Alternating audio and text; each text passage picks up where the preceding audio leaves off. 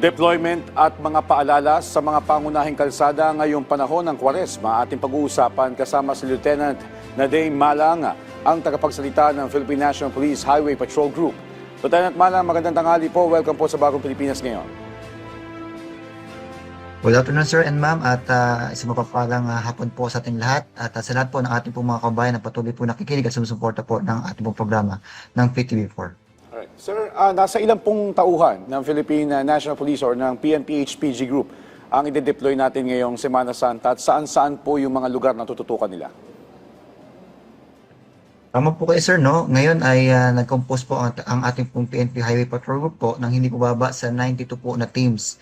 At ito po no, ay binubuo po ng hindi po baba sa 755 po na PNP HPG personnel. At ito po ide-deploy po no, dito po sa 92 po or what I mean sa 179 po na deployment locations nationwide. At ang pangunahing target or location po nito, ito po ating po mga places of convergences. Most especially dahil po na ngayon po ay Martes Santo, no? At ngayon po ay week po ng ating pong Holy Week.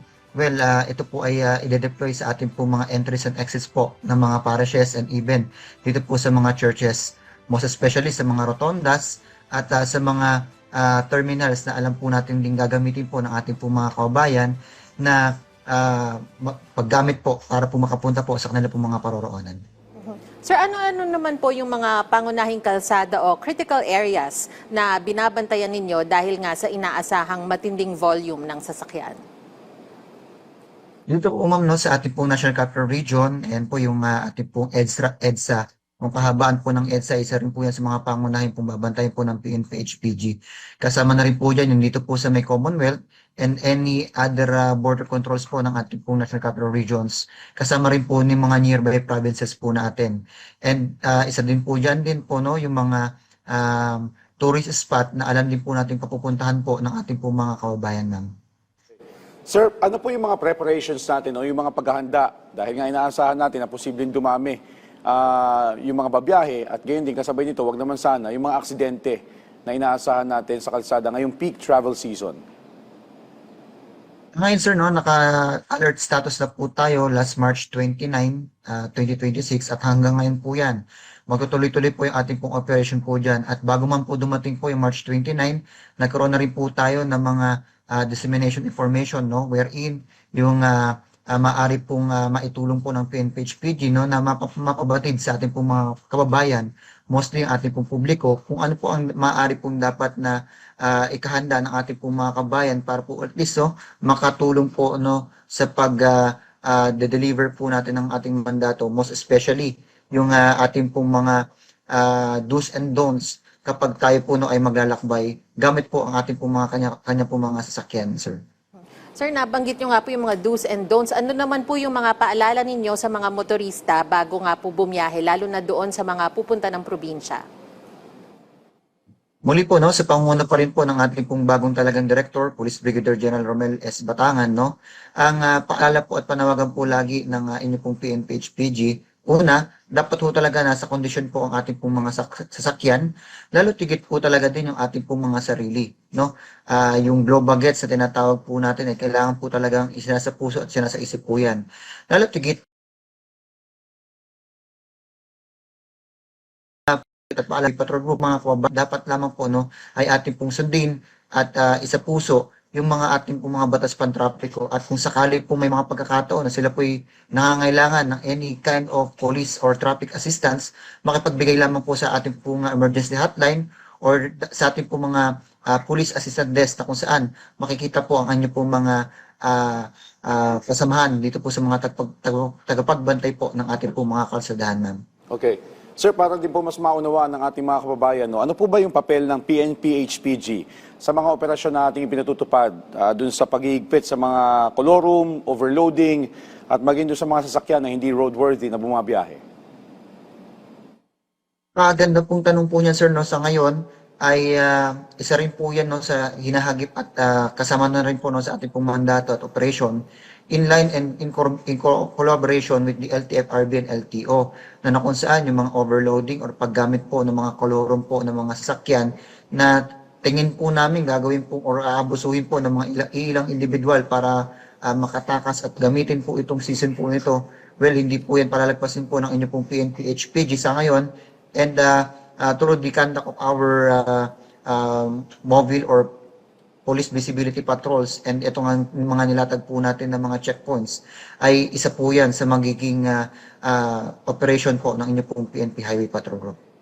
Sir, paano nyo naman po sinisiguro na magiging mas mabilis ang pagresponde ng PNP HPG sa mga insidente ng aksidente o di kaya yung aberya sa kalsada? At ano po ba yung kadalasang assistance na nakahanda po mula sa inyong hanay? Unang-una ma'am, no, they can call our 911 hotline kasi yun po talaga yung ating pong pinopromote po dyan. Kapag sa anuman pong uri po ng assistance, anuman po yan, sa ating pong trapiko or in any criminal incidents. At sa isang banda naman din po, no, nagbanggit naman din po ang ating pong butihing direktor na within certain minutes, kailangan makaresponde po kagad ang ating pong mga riders and even yung ating pong mga mobile crews para po makatulong po no, sa ating pong mga kabayan. Sa isang banda, lahat din po ng ating pong mga legal assistance and even any other police assistance po no, ay i-aid po ng ating pong PNP HPG. Lalo tigit ang usapin po no, ay patungkol po no, sa ating pong mga kalsadahan ma'am. Okay. Sir, matanong lang din po namin, sa inyo po monitoring sa ngayon po at this point, Martes Santo, may napansin ba tayong pagbaba sa bilang ng mga motorista bumabiyahe o kumpara sa mga bumiyahe noong mga nakaraang taon? That's po no, sa ating pong monitoring ngayon, no, even sa online monitoring natin, bumaba yung bilang ng ating pong mga kababayan na nagbabiyahe kahit ngayong Martes Santo. Pero we see to it na nag-anticipate na ang inyong pong tagapagbantay po ng kakalsadahan na ang peak season po talaga ay bukas. So bukas po din na halos lahat din ay nakatuon na po ang ating po mga HPG personnel para po din talaga din makita natin din yung talagang buhos po ng tao. Lalo tomorrow din ko or bukas ay magkakaroon ho ng holiday po yan, no? Or even yung ating din mga any agency ay baka magdeklara ho ng hot day, no? So we see to it at in-anticipate na po ng inyong pong PNP HPG na kung sakaling magkakaroon ng volume or dagsa po ng mga kabayan po nating lalabas po or papasok po sa National Capital Region or pupunta po sa iba po mga kalapit na probinsya, ay well, nakalatag na po ang inyong pong PNP Highway Patrol Group. Okay, sir, follow up lang po. Yung sa mga gagawin natin checkpoint sa mga kalsadahan, para po malinaw lang din sa ating mga kababayan, hindi po puro motorsiklo lang ating sine-checkpoint. Tama po ba? Maging yung mga four wheels o yung mga sasakyan. Luma po kayo sir, no, sa 88 po natin na highway patrol teams nationwide. Ang mandato po ng PNP HPG, mapamotorsiklo po yan, mapatruck po, or any kind of vehicles ay lahat po yan i-check po ng PNP HPG. Nasa paraan din po no, na hindi po natin makukompormiso yung ating po mga tinatawag po na police operating procedures. At syempre po, no, talaga din po nating re-respeto po natin yung mga karapatang pantao po ng ating pong kababayan para po din no, salang-alang din po no, yung ating din po mga pinapatupad din po na batas. At sa isang banda po, makakaasa po ang ating pong mga kababayan, lalo tigit po yung ating pong mga nakikinig po ngayon sa ating pong programa na kaisa po ang PNP HPG para po sa ating pong celebration po na ito. Ngayon pong Holy Week 2026. Sir, meron po ba kayong bagong teknolohiya o sistema na ginagamit ngayon para mas mapaigting pa ang monitoring at enforcement sa mga pangunahing kalsada? Opo ma'am, nag-start na po yung ating pong enforcement po ng ating pong Highway Patrol Group Information Management System wherein yung mabilisan pong pag-verify ng mga napaplug down po ng mga sasakyan po during the conduct of our checkpoints, no? Sa ganito pong uri po ng sistema, malalaman po kagad natin kung alarmado po ang isa pong sasakyan, lalo tigit kung ito pinagkaroon po ng mga pagkatala po ng mga initial violations or kung ito po yung nasangkot po sa anumang pong krimen. At ito naman din po no, ay incorporated na po sa ating po mga ginagawa na pong operation, ma'am. Alright, mensahe nyo na lang po sa ating mga kababayan na nakatutok sa atin ngayon para maging ligtas at maayos ang kanilang paglalakbay ngayong Semana Santa, sir. Muli po sir, no, ang aming pong taos-pusong pagpapasalamat sa inyong pong programa para po mabigay po natin at mapapalad po sa ating pong mga kababayan ang mga hakbang po ng PNP HPG. Muli po, no, ang panawagan at paalala po lagi ng inyong pong tagapagbantay po ng ating pong mga kalsadahan. Muli po ang kanila pong direct operation po ang aming pong hangad lamang. at kami po'y kaibigan niyo po sa ating pong mga kalsadaan. Mga kaasa po, ang ating pong mga kababayan na narito po ang HPG, mapaumaga man po, araw or gabi, para po makatulong po no, sa ating pong mga kababayan sa isang banda.